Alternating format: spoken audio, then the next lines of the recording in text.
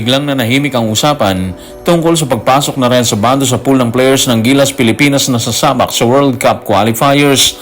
At ang ilan nating mga kababayan, inamin na hindi talaga makakakuha ng respeto sa malalakas na bansa sa larangan ng basketball ang Gilas Pilipinas katulad ng Australia, bunga ng ilang rason na inilabas nila.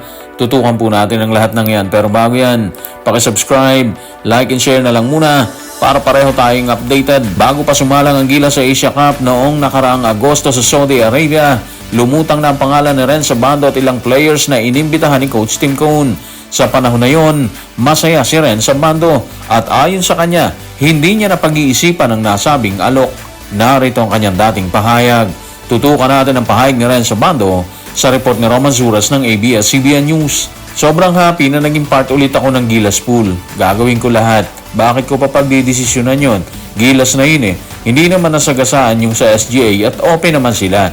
Hindi ko na yun pag-iisipan. Tatawagan raw nila ako kapag kailangan na nila ako sa practice. So mga playoffs, yan yung pahayag niya dati nung time na makatanggap siya ng balita tungkol sa pagsama niya sa Gilas na sasabak sa Asia Cup nung nakarang Agosto po yan ha. Sa hindi natin alam na dahilan, hindi na ata siya nakasama sa practice nung time na yon, di ba? Alam ko dati kasama niyang naimbitahan si RJ Abarientos sa Troy Rosario. Yung dalawa, nakadalo pa sila sa practice. Pero si Renz Abando hindi na ata eh. Fast forward tayo mga playoffs, yung ating mga kababayan, si Renz pa rin ang hinihingi nila.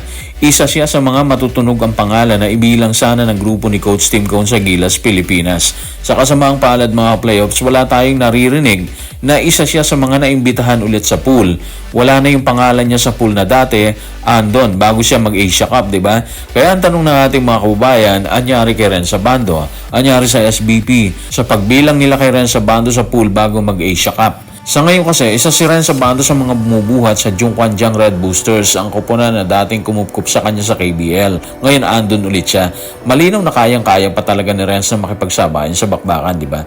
Pero katulad ng alam nating lahat mga playoffs, wala siya sa pool ng players ng Gilas Pilipinas na pagpipilian ng coaching staff and of course ng SBP para sumabak sa World Cup qualifiers.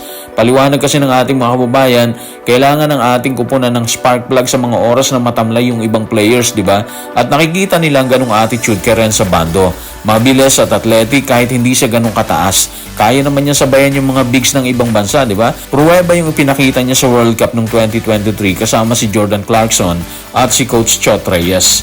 Pero ulitin natin na wala siya sa pool ngayon para pagpilian ng coaching staff na posibleng sumabak sa qualifiers or sa World Cup qualifiers na magsisimula ngayong November 28 kalaban ng bansang Guam. Habang wala si Renz Abando sa kasalukuyang grupo na pagpipilian para sumabak sa World Cup qualifiers, aminado naman ang ating mga kababayan na hindi talaga paghahanda ng Australia ang Gilas bunga ng ilang rason. Ayon sa kanila, walang pagbabago sa kupunan kaya pareho lang ng resulta ang makikita ng lahat. Narito ang kanilang pahayag. Tutukan natin si Anonymous sa comment section ng playoffs sa Playoffs YouTube channel. Paano nila paghahanda ng Gilas? Ala naman sila nakitang malaking pagbabago. Same player, di same din yung result.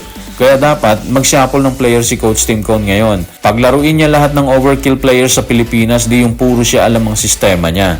Yung comment na ganito ni Anonymous mga ka-playoffs, nagsimula siya sa topic natin sa nakaraang episode. Topic po kasi natin doon ang respetong ibinibigay ng Australia sa New Zealand. Naghahanda na po ang Australia sa New Zealand para sa unang salpukan nila eh. Makikita kasi sa pahayag ng Australia yung sobrang respeto nila sa Tall Blacks pero hindi nabanggit ng Guam and of course yung Gilas na kasama nila sa tinaguriang Group of Death sa World Cup qualifiers. Sa isang side, tama yung sinasabi ni Anonymous, di ba? Hindi talaga makakakuha ng respeto mula sa Australia ang Gilas or kahit kanino man kung pareho rin ang style, strategy at players ang ginagamit nila. In short, alam na nila ang gagawin. Basang-basa na nila yung kilos at galaw ng Gilas Pilipinas. Alam na nila kung saan pupunta ang bola kapag nagipit yung mga player. Sa madaling salita mga playoffs, may pangontra na kagad sila doon. Parang gano'n, di ba? In fairness naman sa ating grupo, kahit paano, nagsisikap naman sila na matakasan ng mga kupunan na malalakas. Katulad ng Australia and of course yung New Zealand. Gumagawa naman sila ng paraan para malusutan sila. Ang problema, sobrang lakas lang talaga nila para sa atin. Bukod kasi sa matatangkad sila, sobrang athletic din nila. At tutulis din nila sa outside shooting eh. Gumaganang matutulis nilang kamay sa labas. Dahilan para madali nilang puksain ng depensa na inilalatag ng grupo ni Coach Tim team cone. At sa paparating na World Cup qualifiers, muling magpapakita ang Gilas ng kaya nilang gawin para hadlangan ng Australia and of course yung New Zealand. Dito sa atin gaganapin yan at syempre dadayo din sila. Yung dito sa atin na bakbakan, okay pa yun. Andyan ang bentahe nila kasi nga home court nila to eh. Pero yung dayo, mas mabigat na naman na hamon yun. Baluarte na ng kalaban yun eh. At kung hindi nila magagawa ng paraan ng mga mabibigat na birada ng mga kalaban ng Australia and of course ng New Zealand, may posibilidad na naman na mabigo na naman sila. So guys, maraming salamat.